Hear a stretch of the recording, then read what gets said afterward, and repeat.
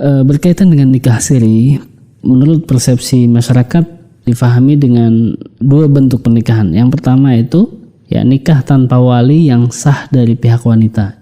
Yang kedua adalah nikah di bawah tangan, artinya tanpa adanya pencatatan dari lembaga resmi negara, ya seperti itu. Nikah siri ya dengan pemahaman pertama, maka statusnya tidak sah.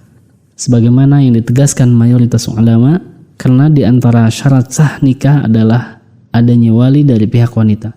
Di antara dalil yang menegaskan haramnya nikah tanpa wali banyak sekali. Di antaranya adalah la nikaha illa biwaliyin. Tidak ada nikah atau nikahnya batal kecuali dengan adanya wali.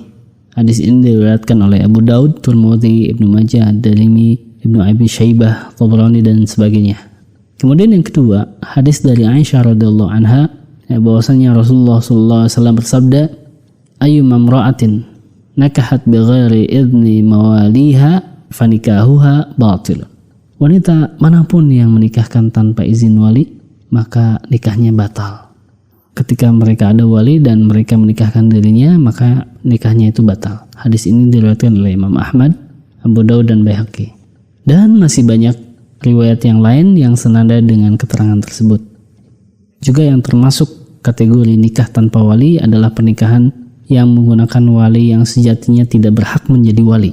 Beberapa fenomena yang terjadi banyak di antara wanita yang menggunakan wali kiai gadungan misalkan, atau pegawai KUA yang bukan atas nama lembaga tapi murni atas nama pribadi. Sang kiai dalam waktu hitungan menit didaulat menjadi seorang wali wanita dan dilangsungkan pernikahan, sementara pihak wanita masih memiliki wali yang sebenarnya. Ini tidak boleh. Kemudian jika nikah siri difahami sebagaimana penjelasan tadi atau tanpa wali dari pihak wanita, baik gadis ataupun janda, maka pernikahan ini statusnya adalah batal dan wajib dipisahkan, sedangkan laki-laki tidak ada syarat untuk dengan adanya wali. Kemudian selanjutnya juga jika yang dimaksud nikah siri adalah nikah di bawah tangan, dalam arti nikah yang tidak dilaporkan dalam catatan KUA, maka status hukumnya adalah sah selama memenuhi syarat dan rukun nikah. Sehingga nikah siri dengan pemahaman ini tetap mempersyaratkan adanya wali yang sah, saksi ijab kabul, akad nikah dan sebagainya. Hanya saja pernikahan semacam ini sangat tidak dianjurkan ya. Karena yang pertama adalah catatan nikah itu memang sama sekali tidak bertentangan dengan aturan Islam. Jadi mestinya kita ada pencatatannya seperti itu. Yang kedua adalah adanya pencatatan di KUA akan semakin mengikat kuat kedua belah pihak. Surat nikah ditujukan untuk semakin mewujudkan hal ini, di mana pasangan suami istri setelah akad nikah akan lebih terikat dengan perjanjian yang bentuknya tertulis. Terlebih kita hidup di zaman yang penuh dengan penipuan dan maraknya kezaliman. Dengan ikatan semacam ini, masing-masing pasangan akan semakin menunjukkan tanggung jawab sebagai suami atau sebagai istri, ya seperti itu. Kemudian juga yang ketiga adalah pencatatan surat nikah memberikan jaminan perlindungan kepada pihak perempuan, ya seperti itu.